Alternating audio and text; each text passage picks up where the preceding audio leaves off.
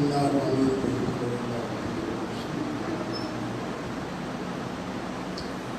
بسم اللہ الرحمن الرحیم. قل اللہ احد اللہ الصمد قل هو اللہ احد اللہ الصمد.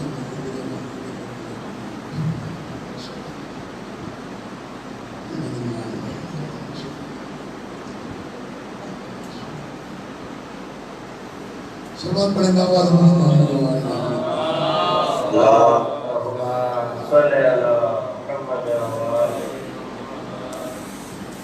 ما شاء اللہ لا حول ولا قوة الا باللہ العلی العظیم. اعوذ باللہ السمیع العلیم من الشیطان اللعین الرجیم. بفضل بسم اللہ الرحمن الرحیم. وبه نستعين وهو خير ناصر ومعين. الحمد لله الذي علا في توحده ودنا في تفرده جل في سلطانه وعظم في أركانه مجيدا لم يزل محمودا لا يزال. الصلاة والسلام والتحية والإكرام على بعثه الله بنور المضي والبرهان الجلي والمنهاج البادي والكتاب الهادي الخاتم لما سبق والفاتح لمن غلب المعلن الحق بالحق سيدنا ومولانا بالقاسم محمد.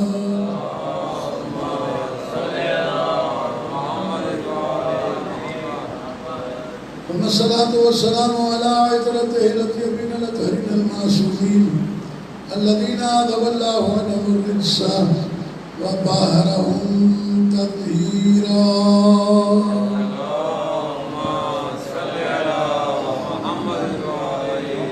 واللعنة الدائمة الباقية على أعداء الله وأعدائه أجمعين من يوم عذابتهم إلى قيام يوم الدين. ما بعد فقد قال اللہ سبحانہ وتعالی فی محکم کتابہ الکریم. بسم اللہ الرحمن الرحیم. فاتقوا اللہ یا اولی الالباب الذین آمنوا قد انزل اللہ الیکم ذکرا. صلی اللہ علیہ وسلم.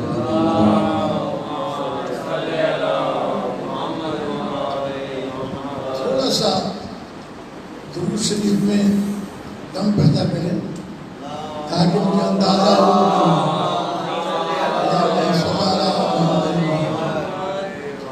برادران عزیز الحمدللہ مالک کا بڑا کرم ہے. اس کا احسان ہے کہ برسات اور موسم کی خرابی کے باوجود مومنین اکرام نے شرکت فرمائی اور میری ان باتوں کو توجہ کے ساتھ آپ نے سماعت فرمایا. آج ہماری سن 1442 ہجری کے عشرے کی یہ 26 مجلس ہے جو ڈاکٹر علی محمد تقوی اللہ مقامہ کے قضا خانے میں برپا ہو رہا ہے.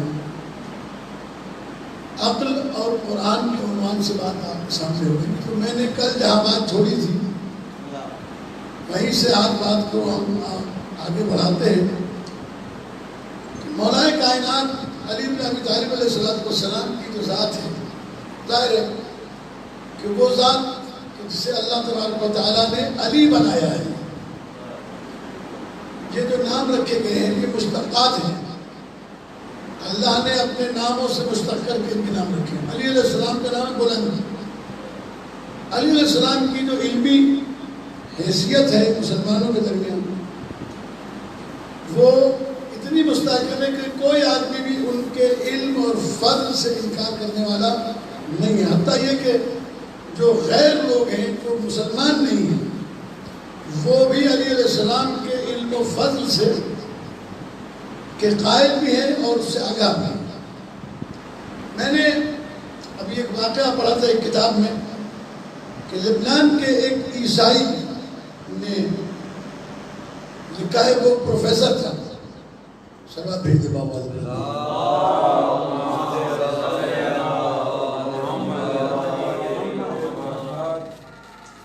آج ایک ہی جائے گی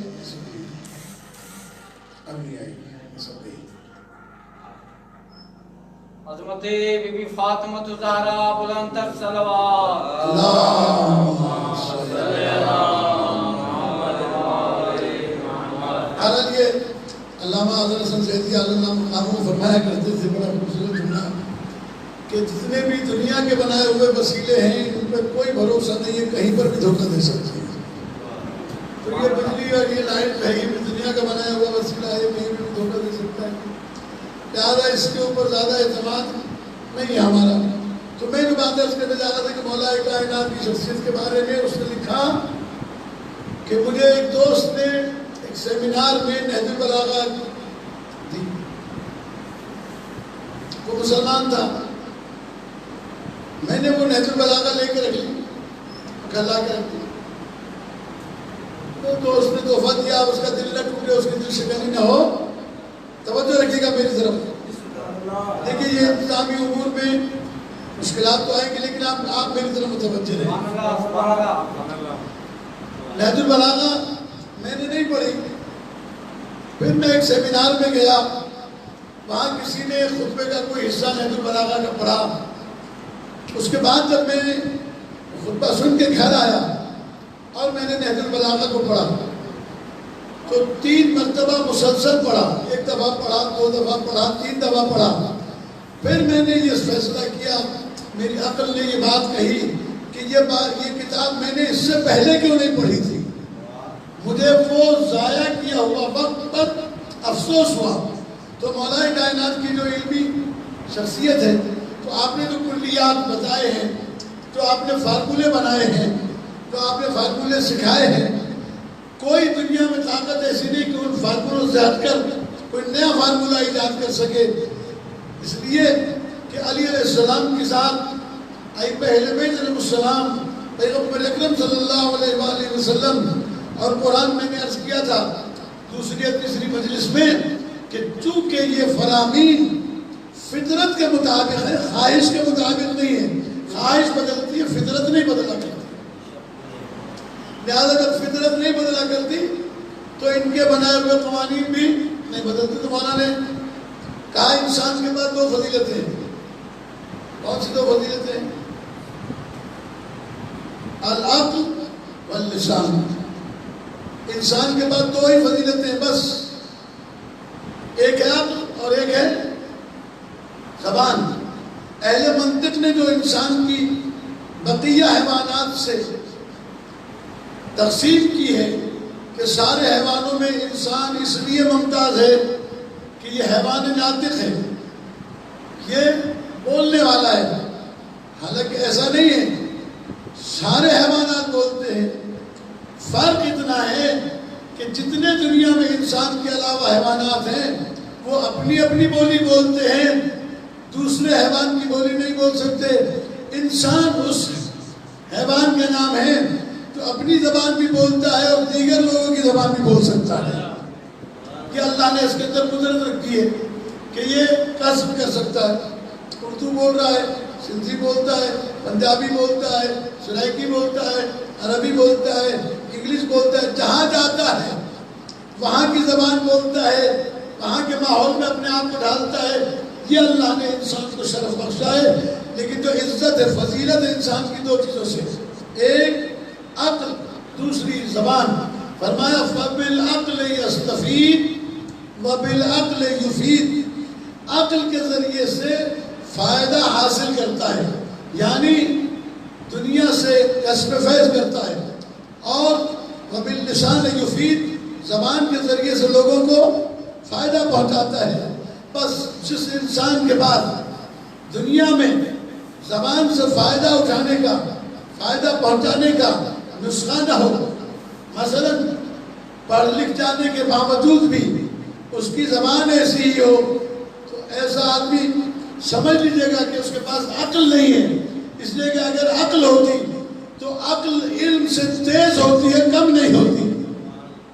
جس طریقے سے پتھر پر تلوار کو سینکل کیا جاتا ہے، چھری تیز کی جاتی ہے، ہتھیار تیز کیے جاتے ہیں، اسی طریقے سے عقل کو علم تیز کرتا ہے، عقل کو علم تیز کرتا ہے۔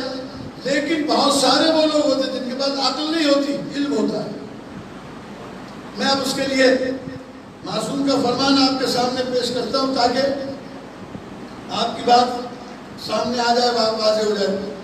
مولا فرماتے ہیں کہ ان العاقل من اطاع اللہ وان کان ضمیم المنظر وحقیر الخطر. کیا خوبصورت بیان ہے. معصوم فرماتے ہیں کہ بے شک عقل مند وہ ہے جو اللہ کی اطاعت کرتا ہے چاہے دیکھنے میں اس کا چہرہ خوبصورت نہ بھی ہو. بہت سارے لوگ ہوتے ہیں چاہے وہ اپنے دنیاوی معاملات کے اعتبار سے پست مقام کیوں نہ ہو، یعنی نہ قبیلہ ہے اس کے پاس، نہ قوم ہے اس کے پاس، نہ مال ہے اس کے پاس، نہ ظاہری طور پر حسن ہے اس کے پاس، تو اب یہ حسن تلاش کرتی ہے دنیا چہرے میں، اور بزرگی تلاش کرتی ہے، فضل تلاش کرتی ہے مال کے اندر. معصوم کیا فرماتے ہیں؟ معصوم فرماتے ہیں اس سلسلے کے اندر کہ انسان کو اگر اس چیز کو سمجھنا ہے تو الجمال فی اللسان والکمال فی العقل. اگر انسان کو کامل اور انسان کو صاحب عقل دیکھنا ہے تو انسان کا حسن و جمال اس کی زبان کے اندر ہے اور انسان کا کمال اس کی عقل کے اندر ہے. اگر عقل نہیں ہے تو کامل نہیں ہے، زبان اچھی نہیں ہے تو خوبصورت نہیں ہے. چہرے کے اعتبار سے بہت خوبصورت. ابھی بہت ساری مثالیں آپ کے سامنے پیش کر سکتا ہوں، لیکن چونکہ میں چاہتا ہوں کہ تھوڑا سا آپ الجھے نہیں، ورنہ میں اگر بالکل گاڑی باتیں کروں گا تو آپ کا ذہن الجھ جائے گا.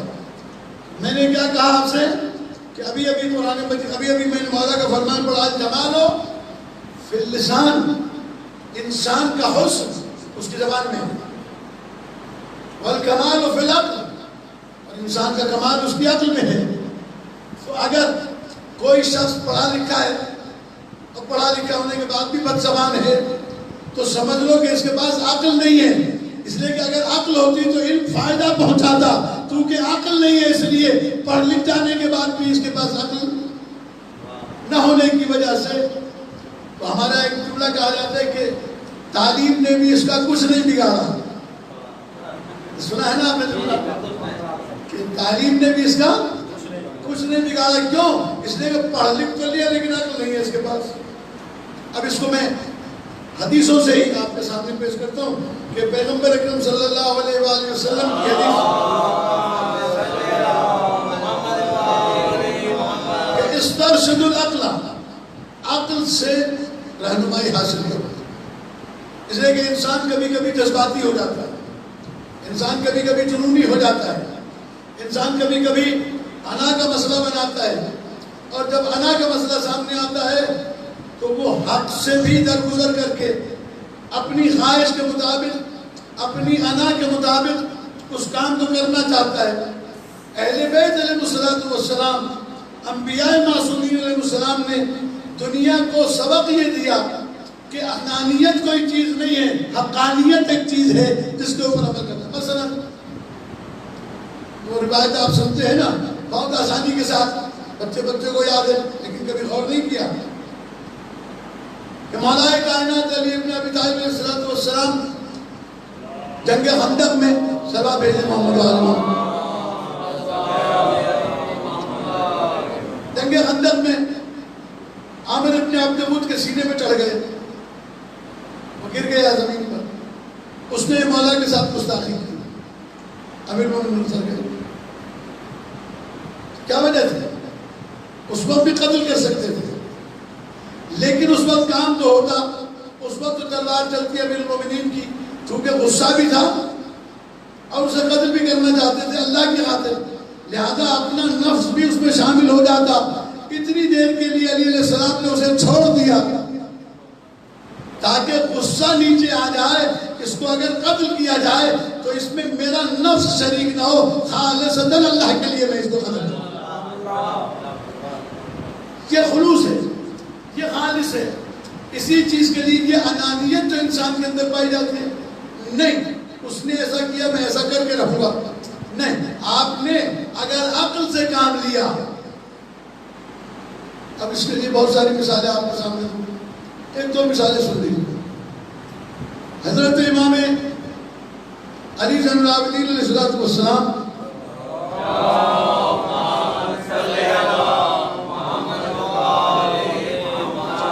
نیٹ ورک فل ہونا چاہیے۔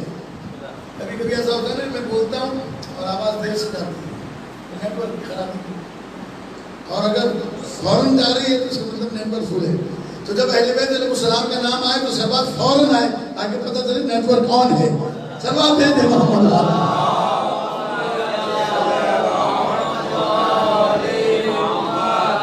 امام سجاد علیہ السلام بیٹھے ہوئے اپنے گھر پہ، ایک شخص آیا اور اس نے آ کے امام علیہ السلام کو برا بھلا کہنا شروع کر دیا۔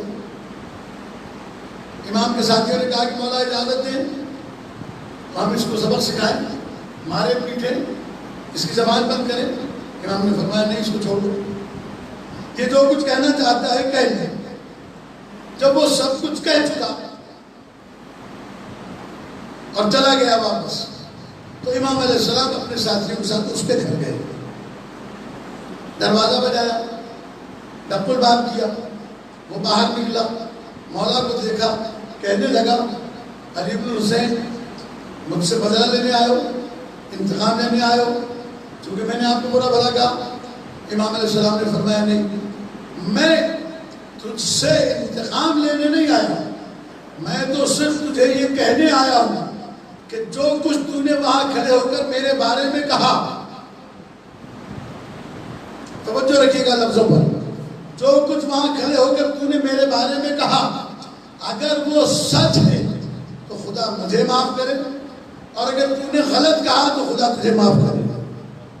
یہ کہہ کے امام پلٹے چلنے کے لیے وہ قدموں پہ گر گیا اور اس نے قرآن مجید کی آیت پڑھی، واللہ اعلم حیث یجعل رسالتہ، اللہ بہتر جانتا ہے کہ وہ اپنے پیغام کو کن سینوں میں محفوظ کرے۔ سوا بھیجے بابا سے بلند محمد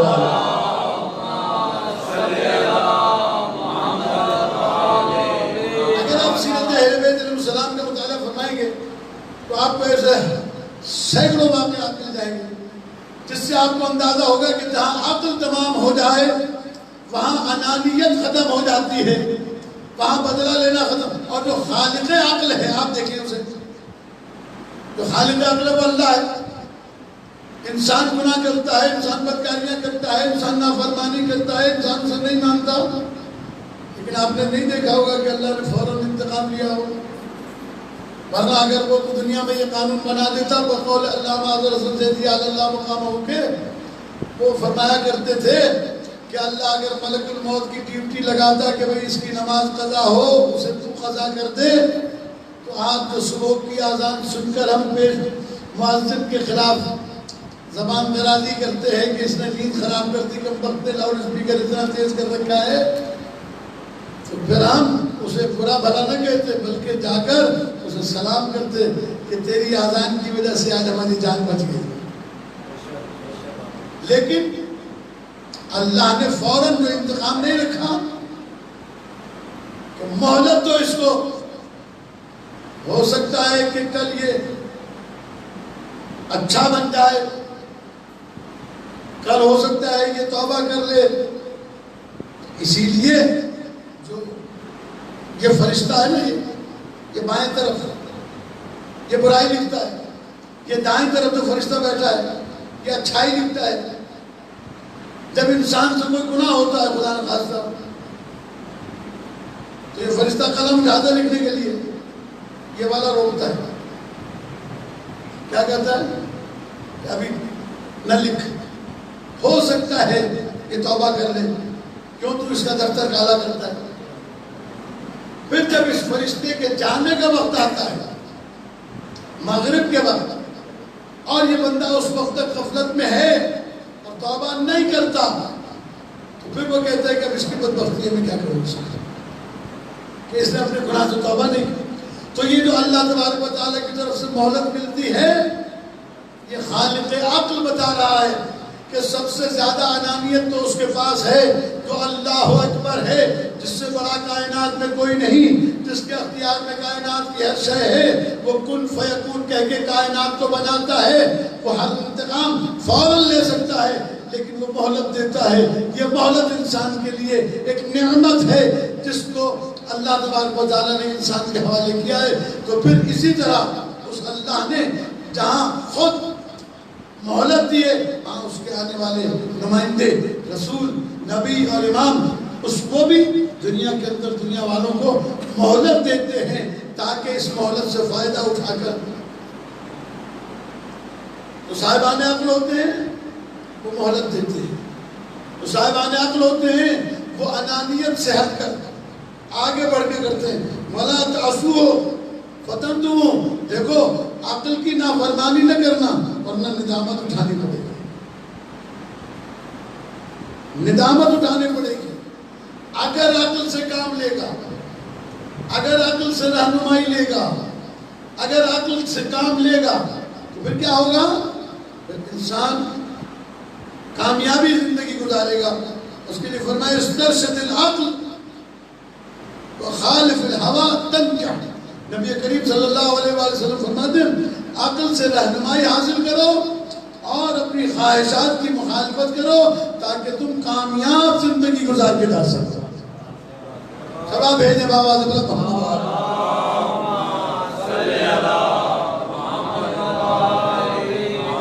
اب ایک چیز اور، آج ماشاءاللہ سے ڈاکٹر حضرات بیٹھے پڑھے لکھے ہیں افراد ہیں اور یہ آواز دور تک جا رہی ہے میری، بہت ہی پڑھے لکھے لوگ یہ مجالس سن رہے ہیں۔ تو ایک چیز میں آج آپ کے سامنے شروع کرتا ہوں، مکمل ہو گئی تو ٹھیک ہے، نہیں تو انشاءاللہ پھر کل انشاءاللہ اس کو مکمل کریں گے کہ فضل فکر و تفاہم انجع من فضل تکرار و دراست۔ بڑی خوبصورت حدیث ہے۔ معصوم فرماتے ہیں علیہ السلام کہ بہت زیادہ فکر، غور و خوض کرنا کثرت تکرار یعنی رٹا لگانے سے اور بہت زیادہ پڑھنے سے بہتر ہے۔ تو اگر انسان کے پاس فکر ہوگی، اگر انسان کے پاس غور ہوگا، اگر انسان کے پاس غور ہوگا، یہی وجہ ہے کہ خالق عقل نے قیامت کے دن جو ہمارا پرچہ لینا ہے وہ چھپا کے نہیں رکھا۔ دیکھیے ہمارے جو امتحانات ہوتے ہیں عام طور پر سویڈن وغیرہ میں گیا تھا تو سویڈن میں نے دیکھا وہاں امتحانات کا طریقہ الگ ہے۔ وہاں بچے کتابیں لے کے بیٹھتے ہیں،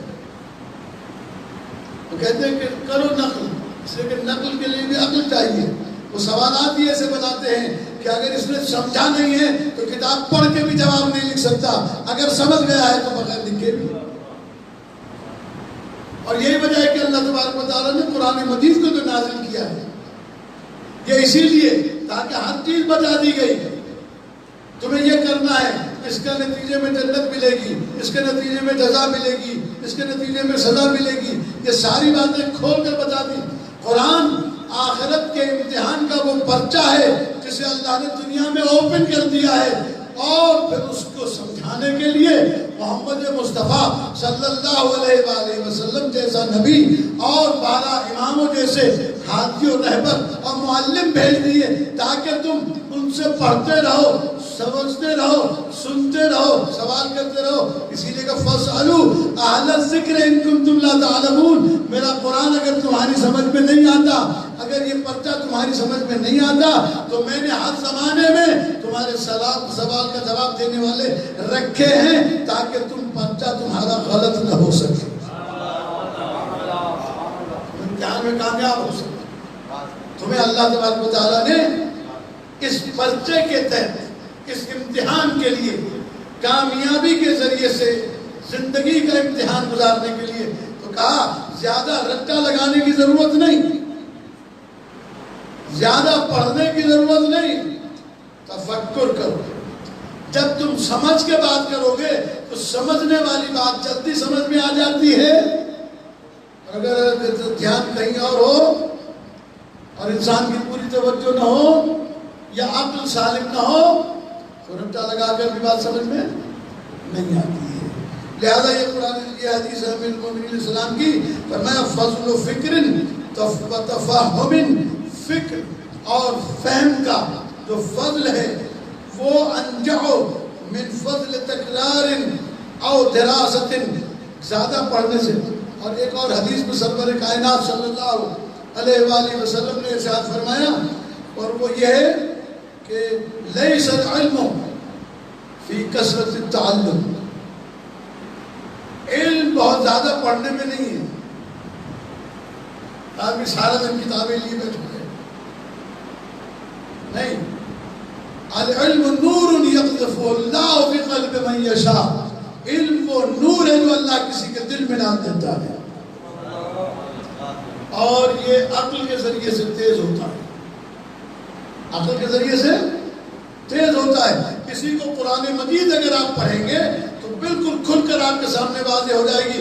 ایک وہ علماء ہیں جن کے بارے میں قرآن مجید پکار کے کہتا ہے کہ بے شک انما یخشی اللہ من عبادہ العلماء، بے شک اللہ سے ڈرنے والے وہ لوگ ہیں جو علماء ہیں۔ اچھا میں ایک اور چیز کی وضاحت بھی کرنا چاہتا ہوں، جو ہمارے یہاں تقریباً ایک رسم بن چکی ہے کہ امام آبا قبا پہنا ہے تو عالم ہے، ورنہ عالم نہیں، اگر کسی دینی درسگاہ میں پڑھا ہے تو عالم ہے ورنہ عالم نہیں۔ یہ ہم نے تقسیم کی ہے نا، ہمارے معاشرے نے تقسیم کی ہے، تو نہ لباس سے عالم پہچانا جاتا ہے، نہ کسی مدرسے میں پڑھنے سے عالم پہچانا جاتا ہے، عالم ہمیشہ کردار سے پہچانا جاتا ہے، عالم ہمیشہ کردار سے پہچانا جاتا ہے، اور ضروری نہیں کہ اسی کو آپ عالم کہیں جو مدرسے میں پڑھا ہو۔ ہر علم کا حاصل کرنے والا اپنے سبجیکٹ کا عالم ہے، فزکس کا عالم ہے، کیمسٹری کا عالم ہے، علم ابدان کا عالم ہے، قانون کا عالم ہے، سیاست کا عالم ہے، مختلف علوم ہیں جن میں ہر انسان اپنے علم کو حاصل کر لیتا ہے۔ اب اگر کوئی کہتے کہ جناب یہ دنیاوی علم ہے اور یہ دینی علم ہے، تو میں اس کے لیے بھی عرض کر دوں آپ کے سامنے کہ اسلام میں دنیاوی اور دینی علم کی کوئی تقسیم ہے نہیں جو ہم لوگوں نے کر رکھی، یہ دینی علم ہے اور یہ دنیاوی علم ہے۔ اگر کوئی شخص ساری زندگی مدرسے میں پڑھ کر بھی واجبات پر عمل نہیں کرتا اور حرام سے نہیں بچتا تو یہ کون سا دین کا علم ہے؟ اور ایک آدمی ڈاکٹر بن کر، انجینئر بن کر، پروفیسر بن کر احکام الہی کو سمجھ لیتا ہے اور اس پر عمل کرتا ہے، اس سے بڑا عالم کون ہوگا؟ اسی لیے یہ بات یاد رکھیے گا۔ اور امام جعفر صادق علیہ السلام کی جو درسگاہ ہے،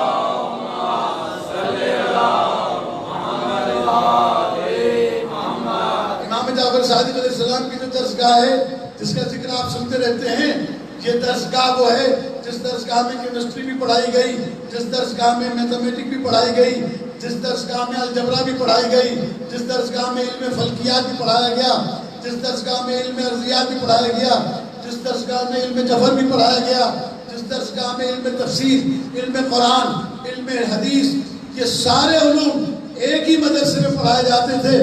بس دنیا والے نے یہ فرق محسوس کیا اور اس فرق کو صاحبان عقل نے سمجھا کہ جو دنیا میں آگے پڑھتا ہے وہ 1 2 4 6 10 سبجیکٹ پڑھ سکتا ہے لیکن اس میں کمال حاصل نہیں ہو سکتا، لیکن جسے اللہ ہدایت کے لیے چنتا ہے وہ پڑھ کے وہاں سے آتا ہے اور کائنات کے سارے سبجیکٹ سے آتے ہیں،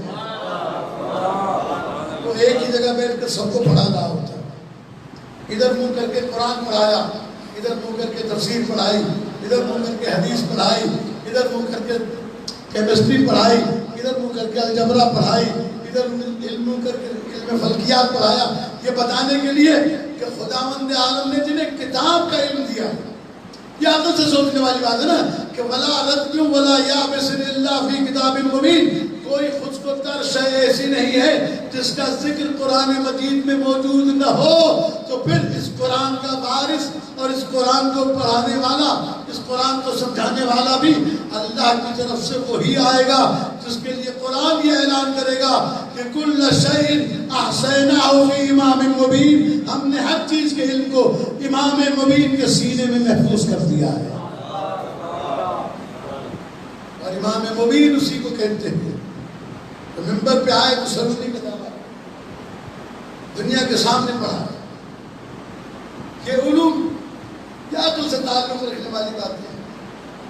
میں انشاءاللہ کل آپ کے سامنے عرض کروں گا۔ آج چونکہ مجھے اس شہید کا تذکرہ کرنا ہے کہ جو اللہ نے امام حسین علیہ السلام کو بطور انعام عطا کیا تھا،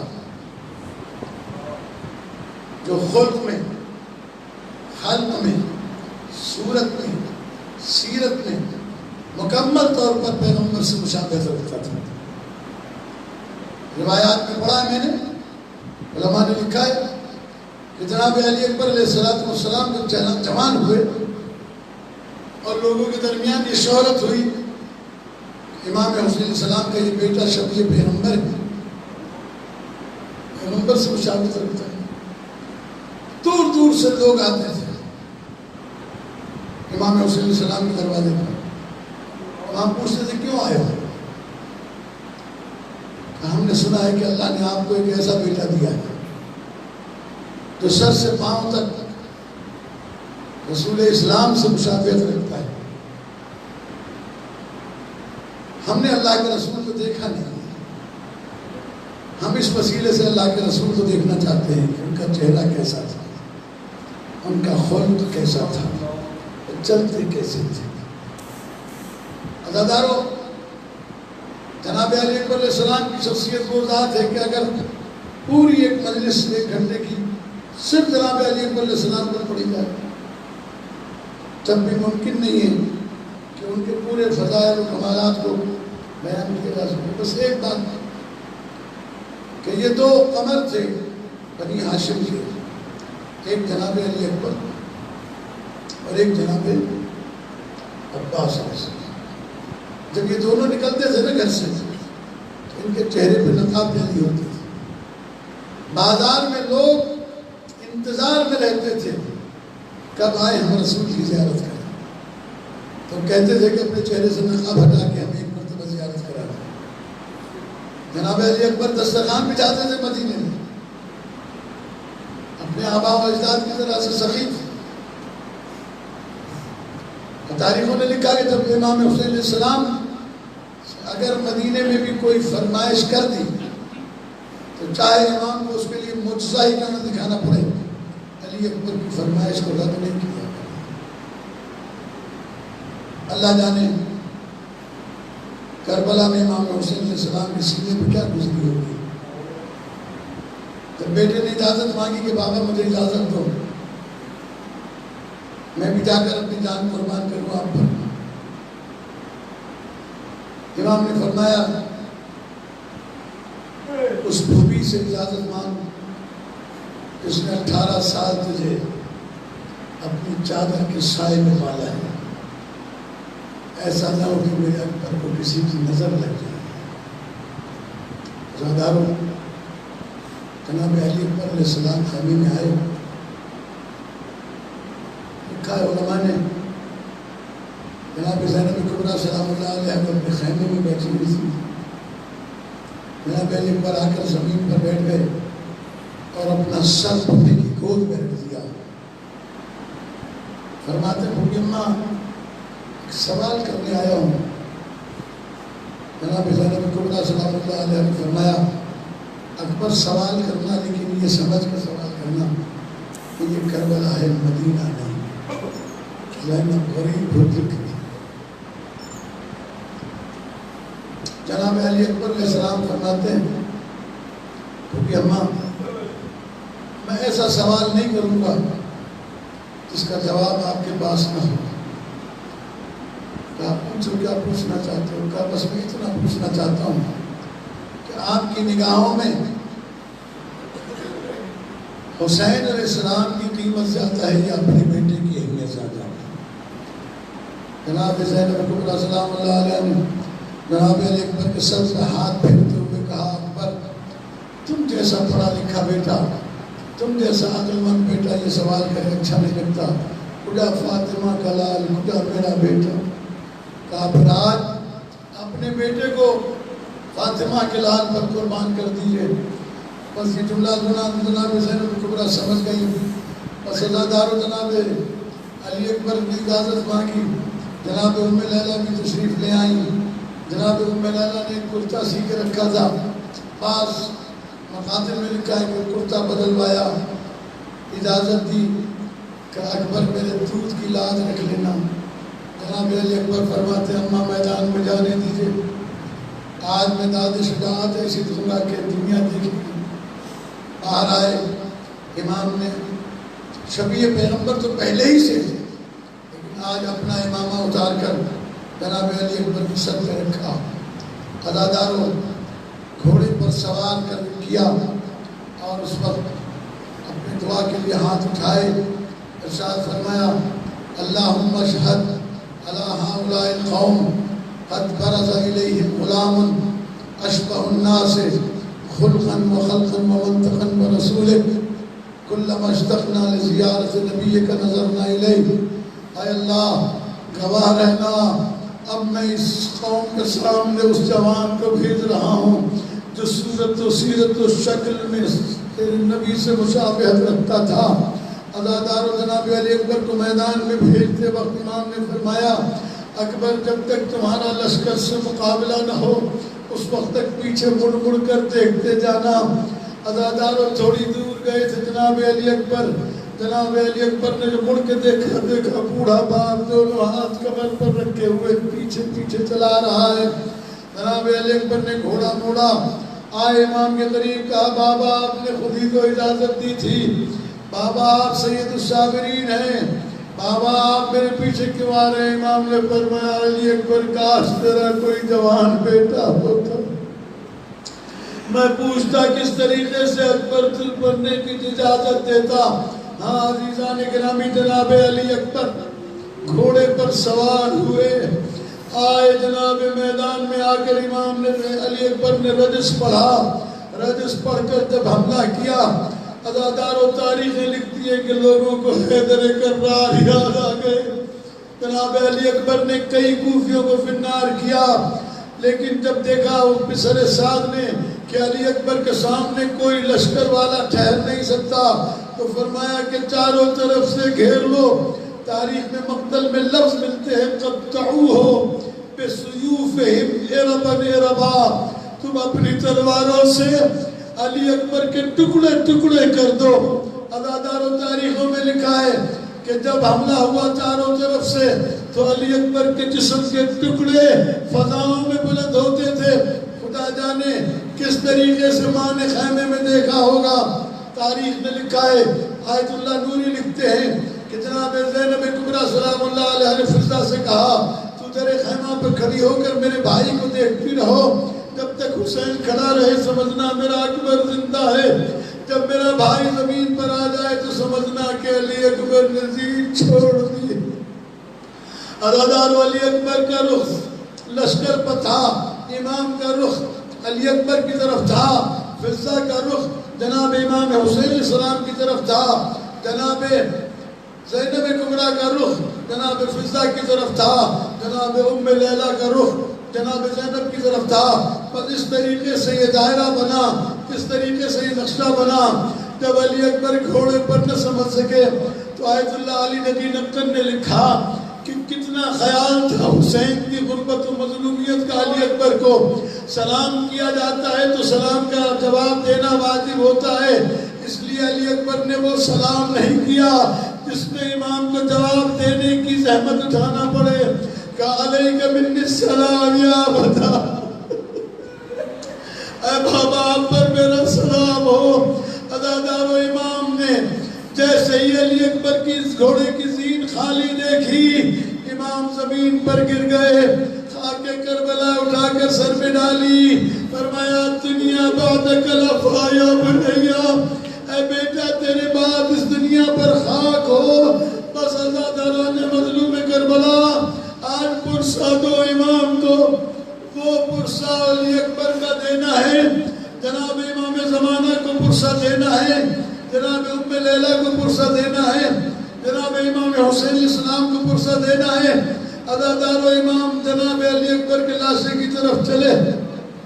تاریخوں نے لکھا کبھی کھڑے ہو کر چلتے تھے، کبھی ایسے چلتے تھے جیسے 6 مہینے کا بچہ گھٹنیوں چلتا ہے. آواز دیتے جاتے یا علی یا علی یا علی. عزادار علماء لکھتے ہیں معلوم نہیں کہ حسین علی اکبر کو بلا رہے تھے یا نجف سے اپنے بابا کو بلا رہے تھے. جب بیٹے کے لاشے پر پہنچے ہیں تو جناب علی اکبر سے کہا کوئی تمنا ہے تو بیان کرو. جناب علی اکبر نے کہا بابا اگر ہو سکے تو میرا لاشا خیمے میں لے چلیں. عزادار و امام نے اٹھانے کی کوشش کی لیکن جب جوان بیٹے کا لاشا نہ اٹھا سکے فرمایا اپنے دونوں ہاتھ میری گردن میں ڈال دو. علی اکبر نے ایک ہاتھ ڈالا لیکن ایک ہاتھ سینے سے نہ ہٹایا. امام نے پوچھا سینے سے ہاتھ کیوں نہیں ہٹاتے ہو؟ امام کیا جناب علی اکبر کی آواز آئی بابا میرے سینے میں برچھی کا پھل ٹوٹ گیا ہے. بس عزادار و زمین پر لٹایا. امام نے ایک گھٹنا زمین پر رکھا، ایک گھٹنا علی اکبر کے سینے پر رکھا، ایک مرتبہ آسمان کی طرف دیکھا، برچی کے پھل میں ہاتھ ڈالا. آواز دی ہوگی، کہا ہوگا نانا ذرا دادا ابراہیم کو بلا لیجئے، میرے دادا اسماعیل کو بلا لیجئے. دیکھیں آج میں فَفَدَيْنَاهُ بِذِبْحٍ عَظِيمٍ کی تفسیر کر رہا ہوں. نانا میرے اسماعیل کے ہاتھ پاؤں بندھے ہوئے نہیں، نانا میری آنکھوں میں پٹی بندھی ہوئی. اللہ لعنت اللہ علیہ وسلم.